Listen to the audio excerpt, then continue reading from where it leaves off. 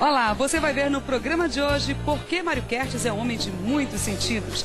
A natureza aliada a conforto e excelente gastronomia bem pertinho de Salvador. E o sucesso do Bahia Gourmet. Os 5 sentidos já está no ar.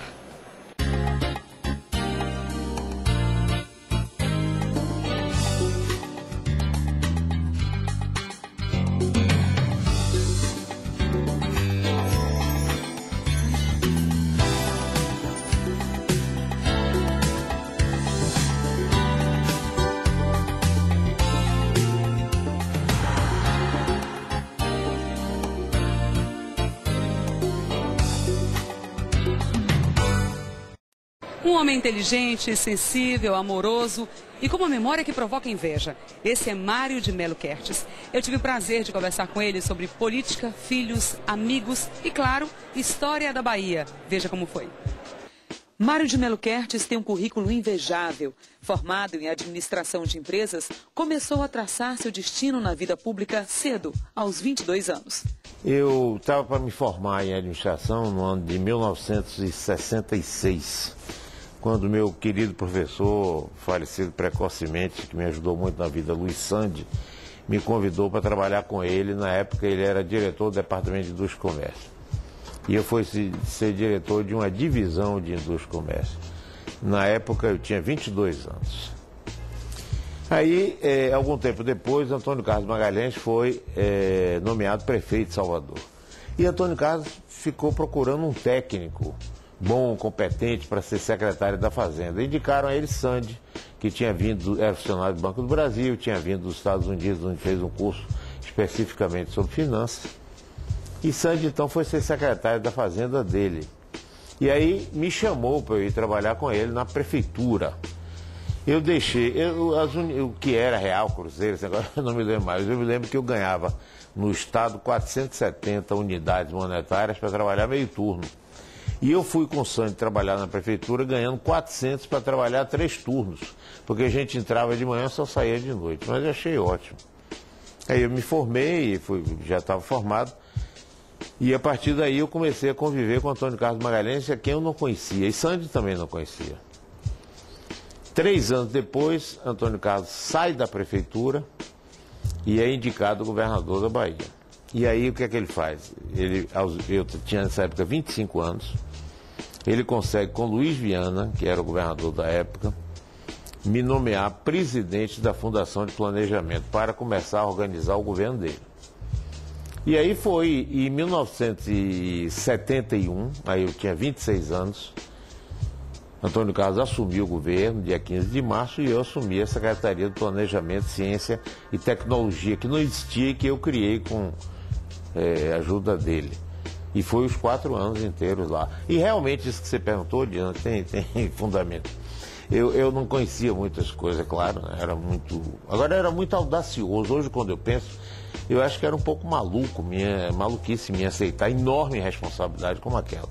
Quando eu não conhecia nem o funcionamento da máquina pública, eu comecei a conhecer na prefeitura. Quando você falava em processo, eu vou pegar um processo, eu sempre associava a processo judicial.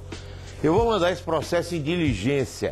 A diligência que me lembrava era do Velho Oeste, famosa Stagecoach, né? Mas aí fui na audácia da ignorância e fui embora. Aí eu comecei a me identificar muito com o Antônio Carlos, ele gostava muito do meu tipo de trabalho e eu comecei a ter um acesso muito grande. Tanto que ele me chamava do primeiro-ministro dele. Eu cansei de presidir reuniões de todo o secretariado, sem a presença dele. Ele pedia para eu presidir, quando eu era o mais jovem de todos, né? Mas aí é mesmo na cara e na coragem. Mário também foi importante na execução de obras que mudaram a cara de Salvador. Aí um dia, Antônio Carlos Magalhães me chama, no 2º ano de governo, e diz: eu quero fazer alguma coisa na Avenida Paralela. Na época não chamava Luiz Viana. Eu quero fazer alguma coisa lá. Eu quero levar o governo para lá. Vamos fazer o centro administrativo. A ideia foi dele. E aí nós constituímos uma comissão, eu era o presidente dessa comissão. Inicialmente ele tinha pedido a Valdomiro Cunha, que era um arquiteto, bom amigo dele, meu, para poder pensar. Mas Valdomiro não tinha condições, estava com outros problemas, enfim, não importa. E aí eu assumi toda a implantação do centro administrativo, né? Trouxe depois o arquiteto Lelé, que fez modificações importantíssimas, e eu entregava uma secretaria, o secretário que se mudasse para lá, ele recebia tudo pronto, tudo, os móveis, as divisórias, não tinha trabalho nenhum, nada, como se ele entrasse no hotel de 5 estrelas, que tem tudo, até faqueira, etc. E quando eu fui para lá, a Secretaria de Planejamento foi a primeira que foi para lá, no ano de 1973, o mesmo ano que nasceu minha filha Maria Eduarda. Não tinha nem telefone, a gente falava por um rádio e tinha que ficar aquele negócio, câmbio, volta, câmbio, não tinha nada. A avenida não tinha iluminação, não tinha ônibus, não tinha nada. Nós fomos realmente pioneiros ali, mas foi legal, foi uma coisa ótima. E depois, já perto do fim do governo, Antônio Carlos de novo me chama e diz: eu quero fazer uma igreja no centro administrativo para os granfinos se casarem. É um estilo bem dele. E aí eu pedi ao arquiteto Lelé para desenhar uma igreja e nós fomos levar ao cardeal, que era o cardeal Vilela. Grande figura, grande amigo meu. E aí o cardeal adorou, né? E a igreja foi feita e inaugurada ainda no governo de Antônio Carlos. Lelé é uma figura tão fundamental que, inclusive, hoje nós somos já há alguns anos, 34 anos, 35 anos, nós somos compadres. Ele batizou meu filho Marcelo. Ele veio primeiro para fazer o centro administrativo, uma parte, porque os primeiros edifícios eu não gostava. E ele introduziu um conceito completamente novo naquelas plataformas, aquele prédio da entrada, a própria igreja. Depois nós fizemos juntos a Igreja dos Alagados, a pedido também do cardeal Vilela, por Dom Avelar, para comemorar, marcar a vinda do Papa João Paulo II. Né?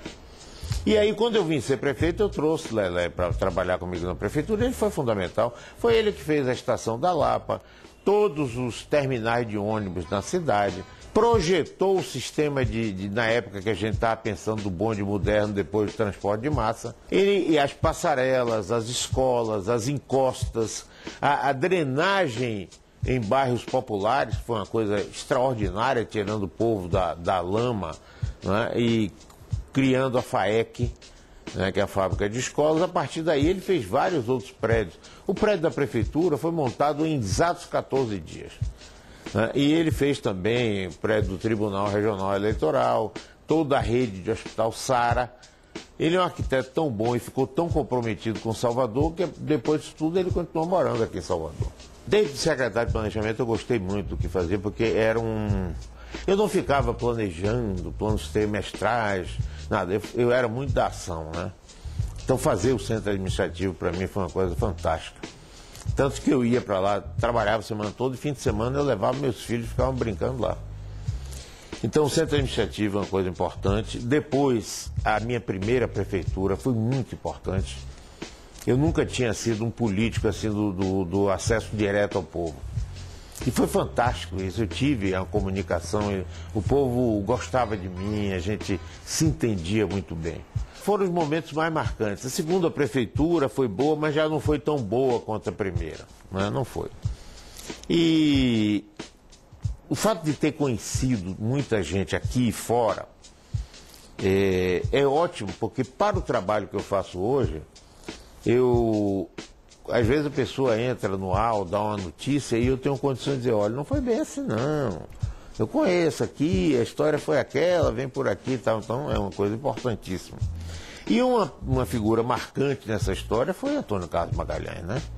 Eu trabalhei com ele 14 anos, na mais ampla intimidade entre nós dois e confiança mútua. Brigamos e ele é um adversário terrível. Ele jogou duro contra mim, duro demais.